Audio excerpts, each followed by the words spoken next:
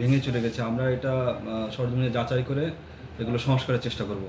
আরেকটি বিষয়, আমাদের যে স্লুইস গেটগুলো আছে, স্লুইস গেটগুলো আপনারা জানেন, এগুলো পানি উন্নয়ন বোর্ড নির্মাণ এবং তত্ত্বাবধান করে থাকে। আমি পানি উন্নয়ন বোর্ডের এক্সিএন মহোদয়ের সাথে কথা বলে স্লুইস গেটগুলো যেগুলো নষ্ট আছে সেগুলো পুনর্নির্মাণের চেষ্টা করব এবং যাতে স্লুইস গেটগুলো দিয়ে পানি অবাধে যাতায়াত করতে পারে সে ব্যবস্থা নেওয়া হবে।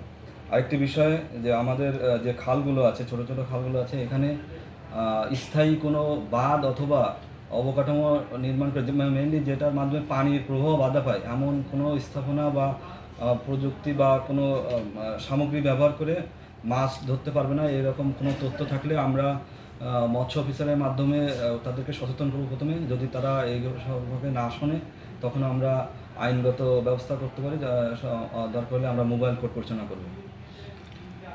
ফসলের জমি নষ্টের ধানগুলো এইগুলো সম্পর্কে তারা ক্ষতিপূরণের ব্যবস্থা করবেন কিনা? ক্ষতিপূরণের বিষয় এটা তো আপনার এগ্রিকালচার অফিসার দেখবেন। যদি এরকম কোনো আবেদন পায় তাহলে উনি যাচাই বাছাই করে দেখবেন। সরকার যদি কোনো ক্ষতিপূরণ দেওয়ার ব্যবস্থা করে তাহলে দেওয়া হবে। ছোট ছোট কালভার্টগুলোতে বেড়িবাঁধ সিস্টেম করে অনেকে মাছ শিকার করাতে ধান ও ভুট্টার ক্ষতি হচ্ছে, এটা এই বিষয়ে কিছু বলেন।